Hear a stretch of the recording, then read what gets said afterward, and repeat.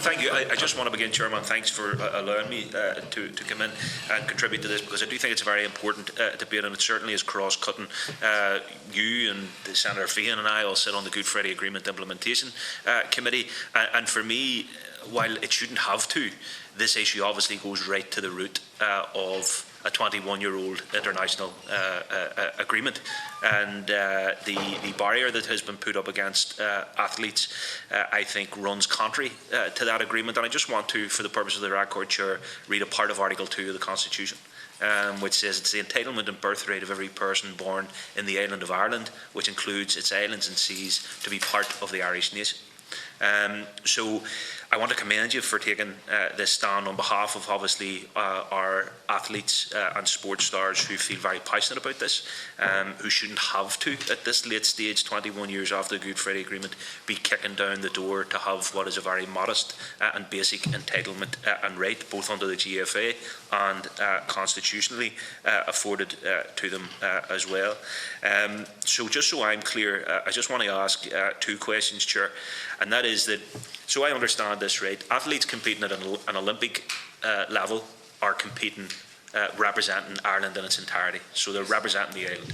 When it comes to European and international competitions, while athletes from the north can participate, the entity that they are representing at that European and international stage is merely the 26 counties. That's correct. Okay, so that is the ask here. That is what needs to change for the purposes of equality and for the purposes of citizenship and everything else. That if my neighbour in Belfast is a gifted athlete and wants to declare for Ireland at the international stage, the other neighbour across the road might want to compete for Team GB, and that's fine, as you rightly acknowledge. If we are to be true to the GFA, then that is their right and entitlement as well. I don't think anyone in the political climate we're in wants to be identified as being anti-agreement or running contrary to the agreement. And if Athletics Ireland are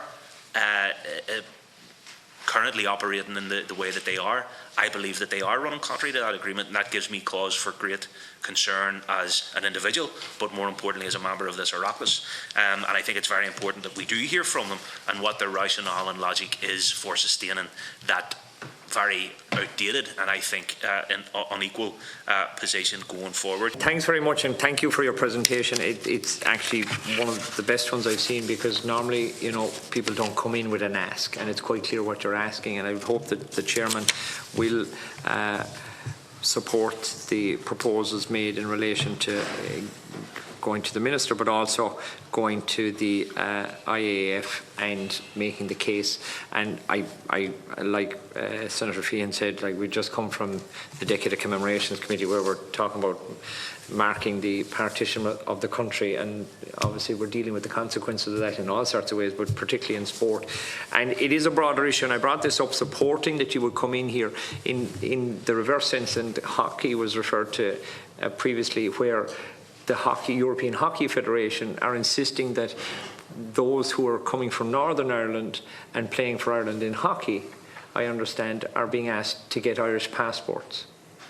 For an All-Ireland team, yeah. Yeah, for an All-Ireland team. But under the Good Friday Agreement, if you're allowed to have either a British identity or an Irish identity, then you shouldn't be forced by anybody to turn around and get a passport. Is that the same in athletics? Yes. And I think that is a concern, because, like, it should be, if we're going to be inclusive, and I do recognise the point that Senator Fahey was making in relation to the Commonwealth Games, because, you know, sport is sport. There is a discussion about how you would accommodate that if people wanted to participate in it, on the basis that you were talking about.